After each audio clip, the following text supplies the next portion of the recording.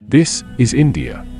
This South Asian country is poised to overtake China as the most populous in the world as early as next year. For now, it is still the world's largest democracy. India is home to the highest rail bridge in the world, over 1,000 feet, or around 360 meters above water. It's also home to over 2 million Hindu temples, one of which is the Kani Mata temple, known as the residence of over 25,000 rats, all revered and considered holy. But, more in line with our purposes, India is home to one of the planet's first civilizations. We have found remains of modern humans on the subcontinent dating to around 30,000 years ago, but there is evidence humans migrated there, in phases originating from further west, around 55,000 years back. During the Neolithic, permanent settlements were built in northwest India, near present-day Pakistan. By around 3,300, the first urban cultures would emerge based around the Indus River Valley. This was one of the 6 main cradles of civilization. The ancient Indus civilization, or Harappan, hit its peak around 2500 to 1900 BCE, with its city centers like Mohenjo-Daro, Harappa, and Dholavira. This civilization is thought to have had a population of over 5 million people. The Indus Valley civilization is notable for its cities, which were some of the largest and most sophisticated of their time. The civilization also developed a system of writing, which has yet to be deciphered. Its possible drought or famine displaced this civilization, as many of their cities were abandoned and, eventually replaced by the Vedic civilization. This civilization was located in the same general region as the Indus Valley. The Vedic civilization lasted from about 1500 to 500 BCE. This civilization is notable for its development of Hinduism, which is still the largest religion in India. After the abandonment of the urban Indus settlements, the Vedic culture began to urbanize along northwest India and the Ganges plain, and eventually coalesce into 16 kingdoms and oligarchies called the Mahajanapadas.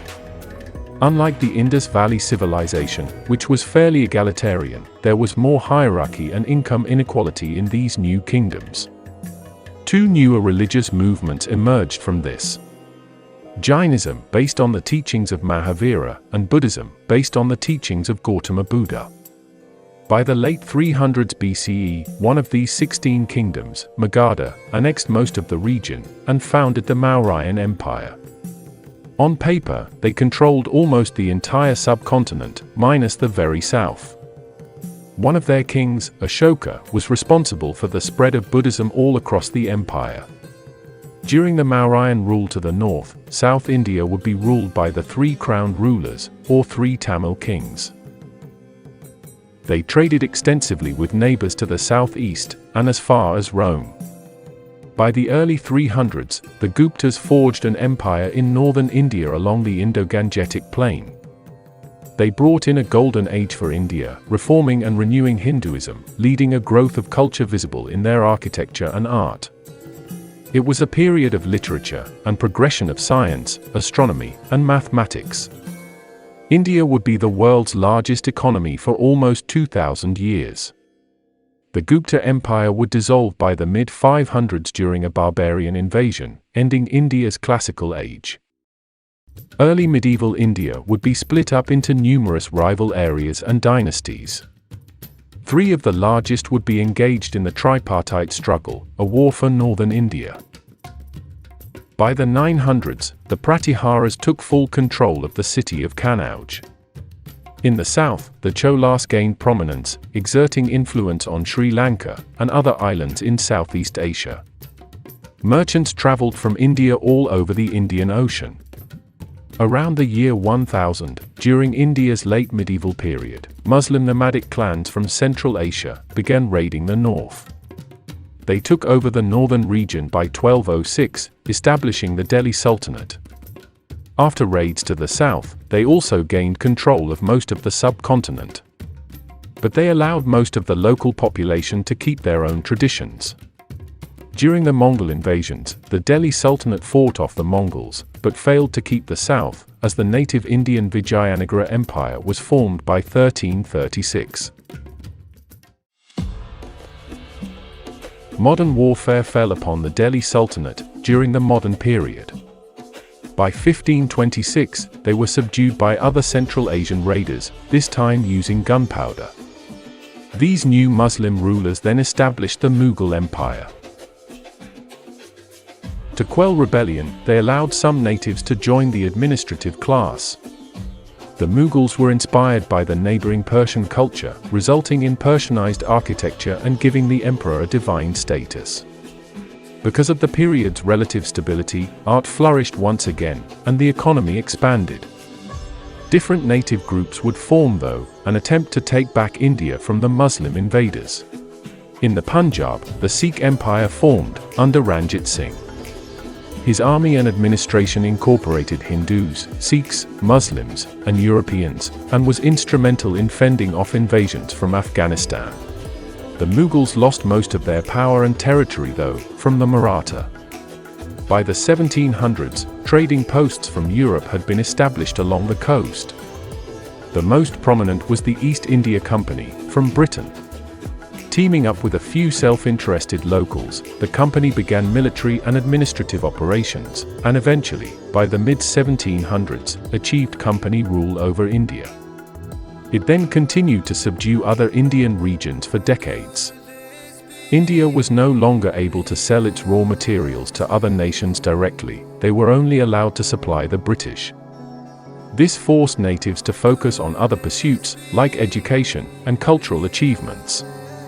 By the mid-1800s, the East India Company had established a capital at Calcutta and became more involved in affairs.